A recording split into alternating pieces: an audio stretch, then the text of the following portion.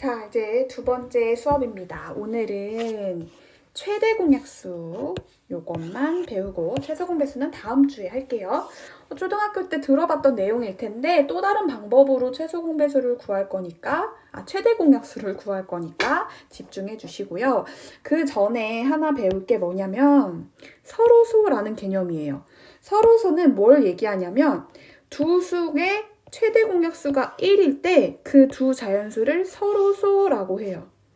너랑 나랑은 겹치는 거에 1밖에 없냐? 할 때 서로 얘네 둘을 서로소라고 얘기를 합니다. 따라서 7이 서로소이다 이런 말은 문장 자체가 잘못된 거죠. 어떤 두 숫자가 서로소냐? 라고 묻는 거예요. 그 얘기는 결국 뭘 묻는 거냐? 이 두 수의 최대 공약수가 1이냐? 라고 묻는 거예요. 자, 6이랑 11은 최대 공약수가 1이죠. 그럼 얘네는 서로소가 맞아요. 근데 12랑 14는 최대 공약수가 2예요. 그쵸? 그래서 얘네는 서로소가 아닙니다. 이렇게 서로소인 거 판단하는 거 교실에 와서 공부해보고요. 그 다음에 이제 오늘의 포인트예요. 소인수 분해를 이용해서 최대 공약수를 구하는 방법이거든요. 자, 우리가 이거는 선생님이 종이를 하나 추가해서 설명을 해줄게요. 일단 여기 아까 나와 있던 말이 24와 60이었거든요. 자, 24랑 60의 최대 공약수를 찾으려면 최대로 얘네들이 겹치는 숫자들을 다 곱해놓는다고 생각을 해도 되는 거잖아요. 결국 24를 소인수 분해를 해야 되고 60을 소인수 분해를 해야 해요. 차례대로 적어볼까요? 24를 2로 나누면 12, 2로 나누면 6, 2로 나누면 3, 끝났고 60은 2로 하면 30, 2로 하면 15, 그다음에 3으로 하면 5 해서 끝났죠. 자, 24는 2가 몇 개? 3개. 60은 2가 몇 개?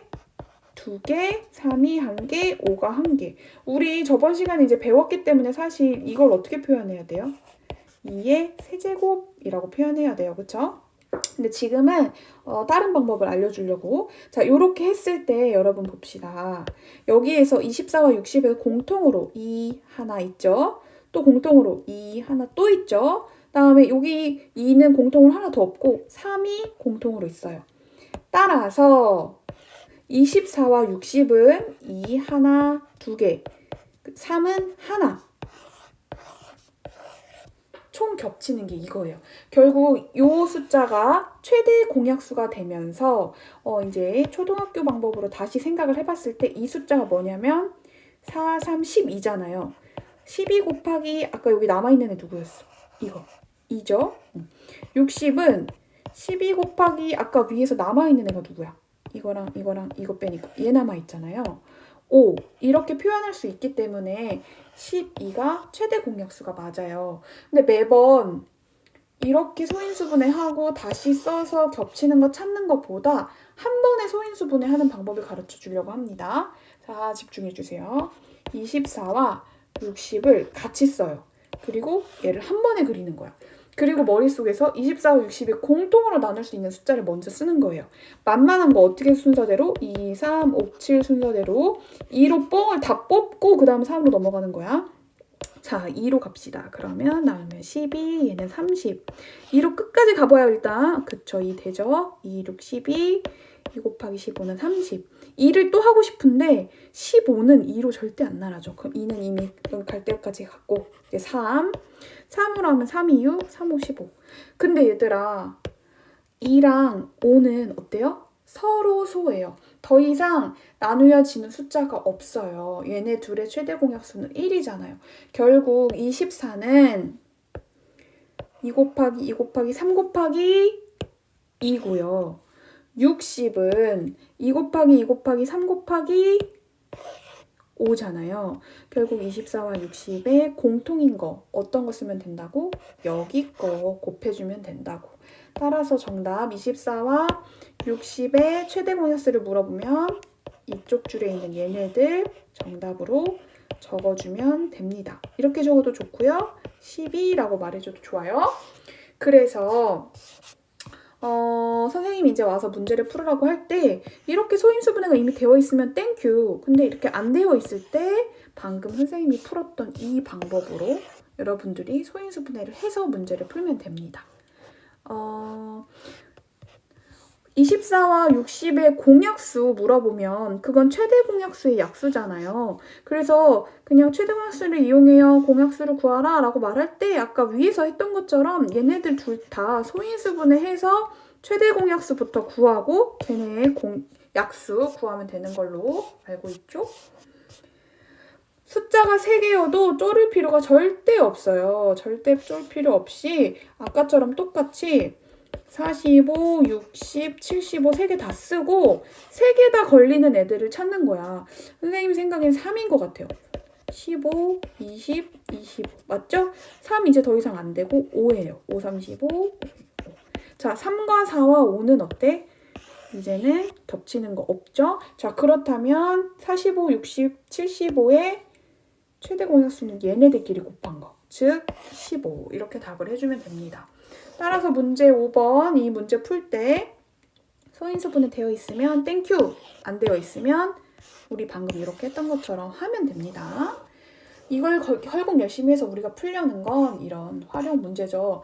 듣기만 해도 싫을 것 같지만 선생님이랑 차근차근 해봅시다. 여학생이 32명, 남학생이 48명이 있대요. 근데 어느 동아리에서 모둠을 만들 건데 각 모둠에 속하는 여학생 수와 남학생 수가 각각 같았으면 좋겠대요. 그랬을 때 최대 몇 개의 모둠을 만들 수 있네요. 자, 그러면 일단 여학생 수랑 남학생 수가 각 모둠에 그러니까 어떤 모둠에는 여학생이 2명, 어떤 모둠에는 1명, 어떤 모둠에는 3명 이렇게 있는 게 싫다는 얘기야. 여학생이 2명씩 있으려면 다 2명씩 있고 남학생도 만약 5명씩 있고 싶으면 다 5명씩 들어갔으면 좋겠다는 얘기거든요. 요 말을 의미를 그렇게 잘 알아둬야 돼요. 그랬을 때 모둠의 개수가 궁금한 건데 자 봅시다. 32라는 숫자가 예를 들어 뭐 4 곱하기 8이라고 생각했을 때 4명씩 8모둠을 만들 수도 있고요. 얘를 8 곱하기 6이라고 봤을 때 그러면 8모둠 만들고 6명씩 넣을 수도 있어. 근데 이렇게 하다 보면 도대체 그러면 모둠이 언제까지 갈 수 있지? 모르겠잖아요. 결국 지금 우리 뭐 하고 있는 것 같아요? 소인수. 얘네들 소인수 분해를 해야 정확하게 알 수 있을 것 같아요. 32와 48의 소인수 분해를 먼저 하겠습니다. 48, 2로 나누면 16, 24, 2로 또 나누면 8, 12, 2로 또 나누면 4, 6, 2로 또 나누면 2, 3. 2, 3은 서로 소인수분해니까 끝났고 결국 32라는 숫자는 2 곱하기 2 곱하기 2 곱하기 2 곱하기 2고 48이라는 숫자는 2 곱하기 2 곱하기 2 곱하기 2 곱하기 3이잖아요. 자, 여기서 우리가 해야 되는 메시지 뭐야? 32는 2의 4제곱 곱하기 2고 48은 2의 4제곱 곱하기 3이에요. 결국 우리가 여기서 찾은 최대 공약수는 2의 4제곱이었고 16이라는 숫자가 나왔는데 이게 뭘 의미하는지를 잘 알아야 돼요. 16개의 모둠, 최대 공약수니까 최대 16개가 나올 수 있다, 모둠이. 그렇게 되면 32는 16개 곱하기 12니까 한 모둠에 2명씩 들어가고 남학생은 총 48명이니까 16개의 모둠을 만들면 3명씩 들어가서 모둠의 개수가 최대가 되는 건 16이고 그때 각각 들어가는 여학생과 남학생의 숫자는 이렇게 된다까지를 이해하면 좋아요.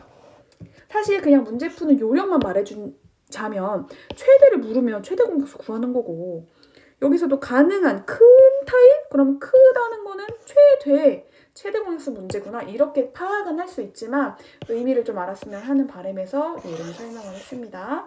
여기까지. 다음 시간에 만나요.